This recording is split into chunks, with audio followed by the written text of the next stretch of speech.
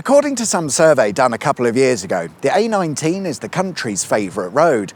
But I'm not sure why. It runs for about 124 miles, connecting Doncaster to Newcastle, and today we're going to travel the length of the A19, looking at things as well as trying to find out what's so good about it.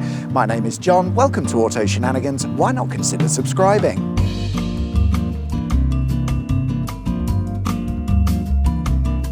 We begin at the Markets roundabout, the southern terminus for the A19, but that wasn't always the case.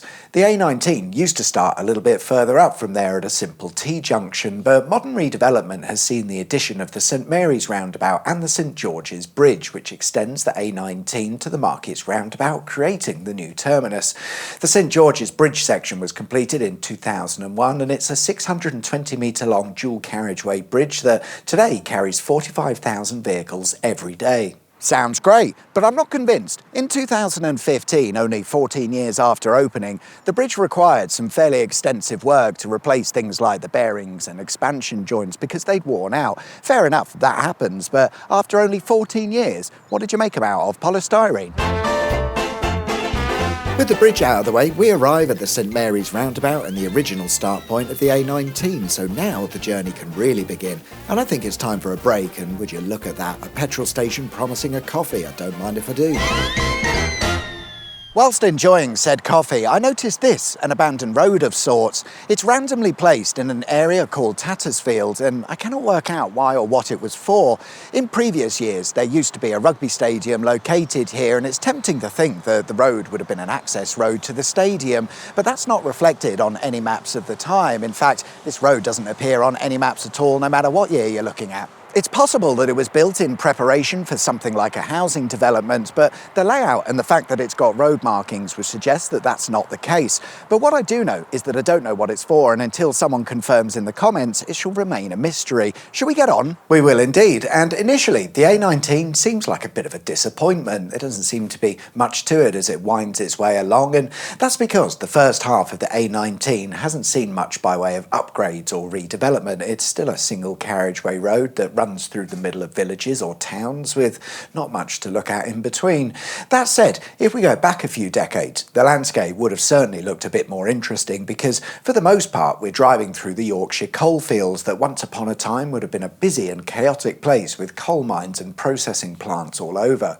As you drive along the A19, keep an eye out for this bridge, which today serves no purpose, but in the old days, a railway would have run underneath the road, giving rail access to Bentley Colliery, a huge site that operated between 1906 and 1993, extracting 120,000 tonnes of coal every year, some of which would have been transported along the A19, and we'll look at why in a bit, because first we've got the M62 to deal with.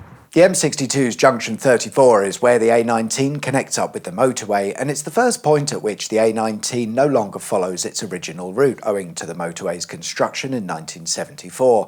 The A19 used to follow a route a bit like this, and it doesn't now. It did follow a similar route for a while, but in the 1980s the Eggborough bypass was built, which became part of the A19, and as you make your way around Eggborough you'd have been treated to a view of some lovely cooling towers. You would have, but they've been demolished. Eggborough was known for its coal-fired power station, and it's where some of the coal dug up at Bentley Colliery would have ended up, and if not here, the nearby Drax and Ferrybridge power stations, all built in this area to take advantage of that Yorkshire coal. Eggborough's 8 90-metre cooling towers and single 200-metre chimney would have been quite the sight to behold as you drive right past the power station on the A19, but it was closed in 2018 and demolished in 2022.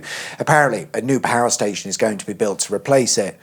It's not going well, and bonus fact, before its demolition, the decommissioned power station was used as a filming location as part of the Fast and Furious franchise, but it was that shit Hobbs and Shaw film, so no one cares. As we make our way out of Eggborough, the A19 picks up its original route again, taking us through the countryside and village of Chapel Haddlesea, whatever that is. But a bit further along is evidence of the A19 being rerouted once again. In this case, it's quite subtle and you'd probably never notice. The biggest giveaway is this small stretch of tarmac that doesn't look like much, but it is in fact a piece of what used to be the A19. The road would have followed a route like this, but things had to change as a result of the railway found at this location. Until the early 1980s, this railway didn't exist, and as such the road was free to go about its business, but to allow for the railway's construction, the road would either have to use a level crossing or go over the railway via a bridge. As we can see, they chose the bridge option, and this meant the A19 had to be built on a new alignment, giving us this leftover bit of road. Interestingly, this railway is known as the Selby diversion, a self-explanatory name, but the reason it was built was because they were worried the railway around Selby would subside due to the vast amount of coal mining going on in the area.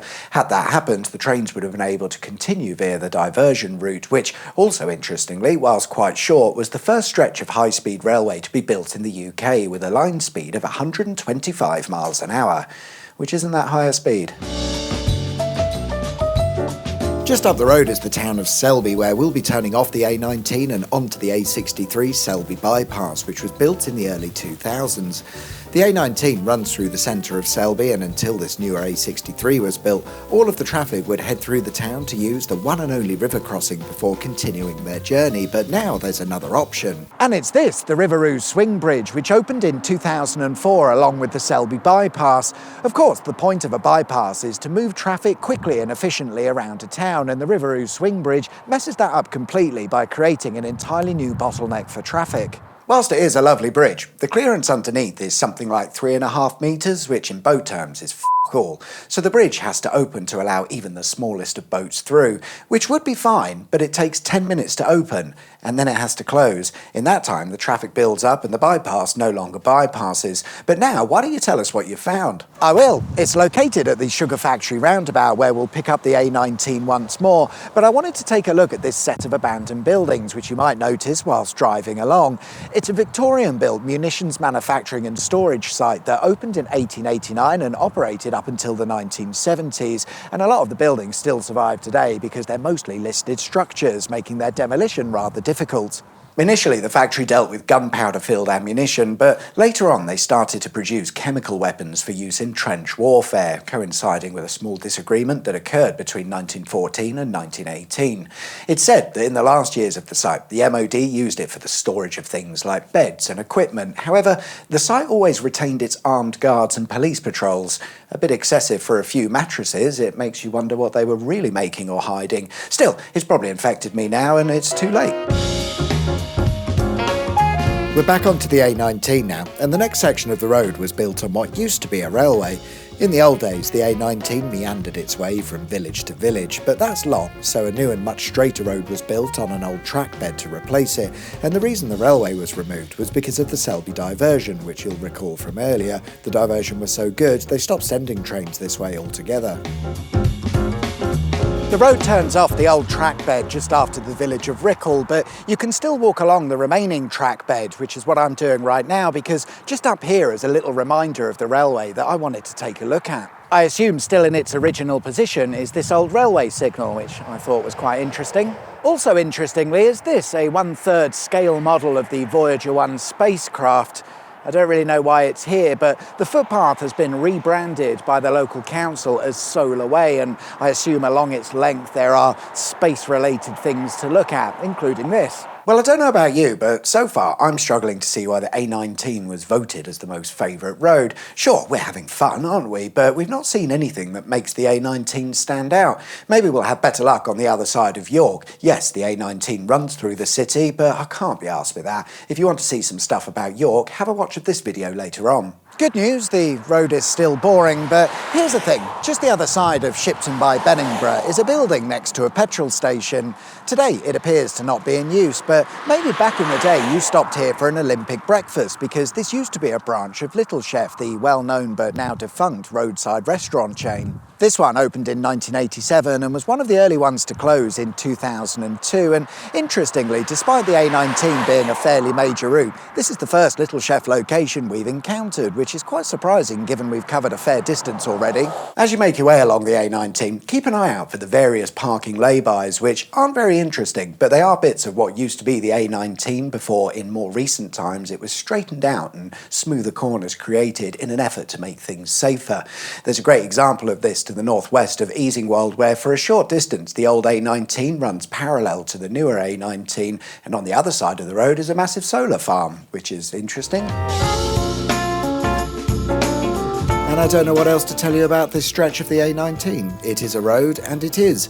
Carrying on then, and it isn't long before we arrive in the next large town, which is Thirsk, where I have both good news and bad news to report. The good news is that when the A19 reaches Thirsk, it becomes a rather jolly dual carriageway, offering a complete change from the A19 that we've seen so far, and it promises to be most exciting. The bad news is that we'll be looking at that in part 2 of our A19 journey, which will be out at some point. So thank you very much for watching. Like and subscribe if you haven't already. I would hate for you to miss part 2, and I will see you guys next time. Take care. Bye bye.